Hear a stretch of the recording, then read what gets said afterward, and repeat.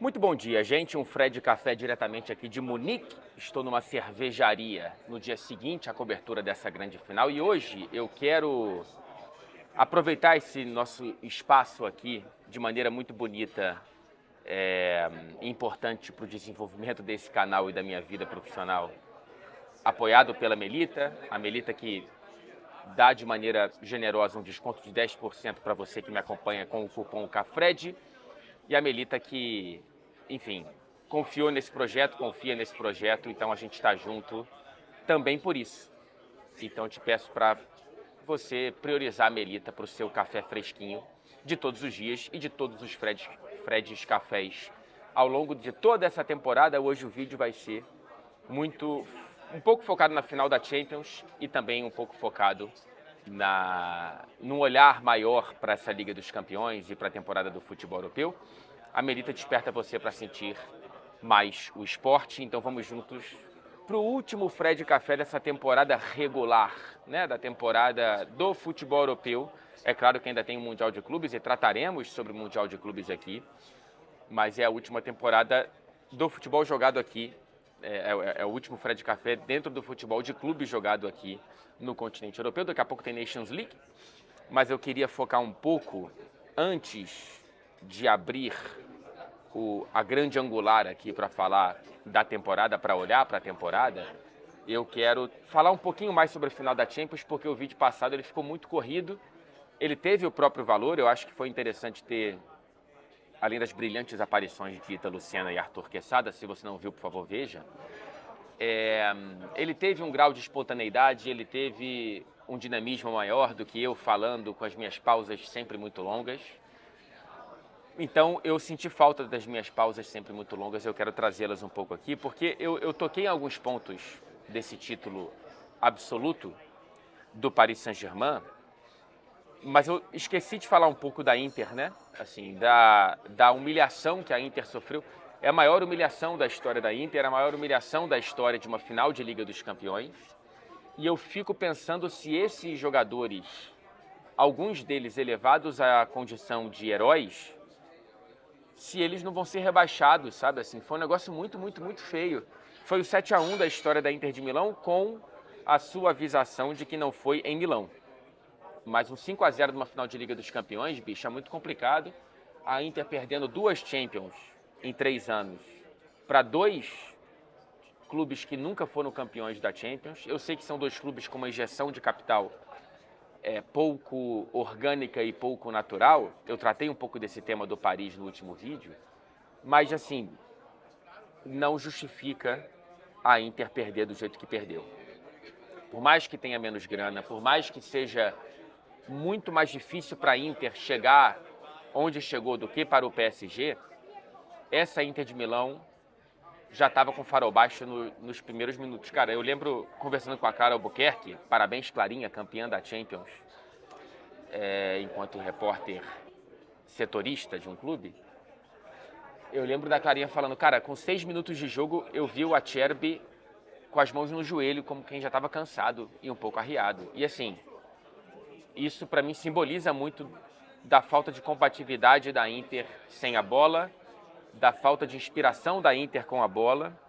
E cara, a Inter foi tão humilhada que ela sofreu uma humilhação com graus de pena, que às vezes é uma humilhação ainda maior do que a humilhação competitiva, que é o árbitro não ter dado nem acréscimo, bicho.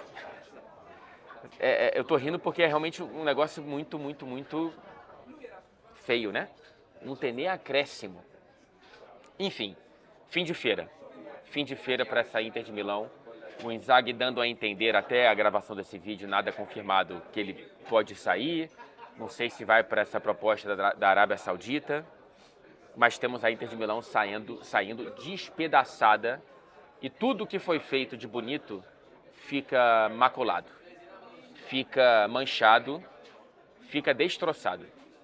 Eu tenho minhas dúvidas se esses jogadores que recolocaram a Inter em finais de Champions, em ganhar a Série A e tudo mais, eles não vão ser tratados como protagonistas da maior humilhação da história do clube, e isso é muito mais brilhante e eclipsa todo o resto do que as conquistas dos capítulos bons, e assim é o futebol. E falando em brilho, eu quero voltar para a metáfora que eu fiz, que eu gostei muito, estou apaixonado por ela, de uma maneira muito pouco... como é que se diz? De maneira até um pouco arrogante, né, pedante, mas eu gostei. Que é o PSG sem a luz artificial consegue ver as estrelas, né? O brilho das estrelas de verdade. E eu esqueci de falar do Vitinha. O Vitinha, ele desfilou em campo. O Vitinha, ele foi um negócio muito, muito, muito, muito sério nessa final de Liga dos Campeões.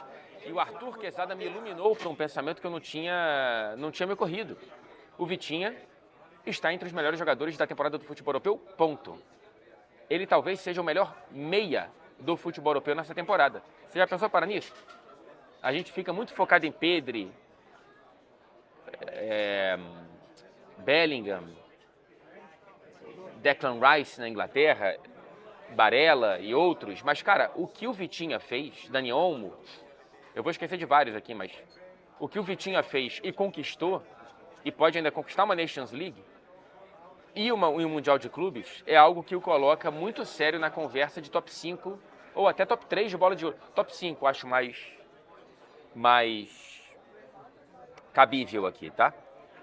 E é dessa maneira que eu quero passar para o segundo capítulo do vídeo de hoje. Eu montei a minha seleção da Liga dos Campeões, não é da temporada do futebol europeu, é da Liga dos Campeões. Donnarumma no gol, acho que eu não preciso explicar muito porquê. Hakimi na direita, Nuno Mendes na esquerda, 3 do PSG. Bastoni e Pátio, 4 do PSG e 1 da Inter de Milão. No meio-campo, Vitinha, Pedri e João Neves, 2 do PSG e 1 do Barcelona. E na frente, Rafinha de um lado, Lamine Yamal de outro e Dembélé, como falso 9 desse ataque, que me parece imparável. Tem muitos aqui que eu gostaria de ter colocado. Eu poderia ter olhado para outros que quase chegaram na final da Liga dos Campeões. Olhei para o Barcelona, olhei menos para o Arsenal, mas não me arrependo de não ter colocado ninguém do Arsenal. Talvez, assim, não tem espaço para outro que não o Dembélé nesse trio ofensivo, né?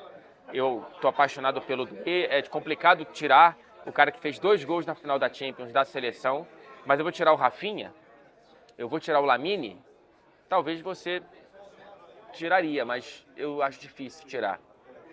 Eu não vou nem me aprofundar muito nessa questão, porque senão eu vou me arrepender e vou trocar. Será que eu tiro o Yamal e coloco o Doué? Bom, o técnico é o Luiz Henrique. E aí quando eu olho para a bola de ouro, cara, é Dembélé. Desculpa, mas é Dembélé. O Dembélé, ele fez uma temporada absolutamente mágica, mais de 1/3 dos gols de toda a carreira ele fez nessa temporada, tríplice coroa, pode ganhar o Mundial de Clubes, pode ganhar a Nations League com a França, e o renascimento do Dembélé foi muito bonito de se ver. Ele não é diretamente influente nos gols da final, mas ele desamarra vários nós ali. O passe de calcanhar que ele dá no gol marcado pelo Doué, o primeiro, que acho que é o 2-0 do PSG ou é o 3-0, é algo que acho que simboliza um pouco a importância dele, inclusive na final da Liga dos Campeões. Para mim é Désiré Doué na primeira colocação, Rafinha na segunda e Mohamed Salah na terceira colocação da bola de ouro, tá? E aí a gente pode começar a olhar para os meias. Vitinha na quarta. Não sei na quinta colocação quem eu colocaria.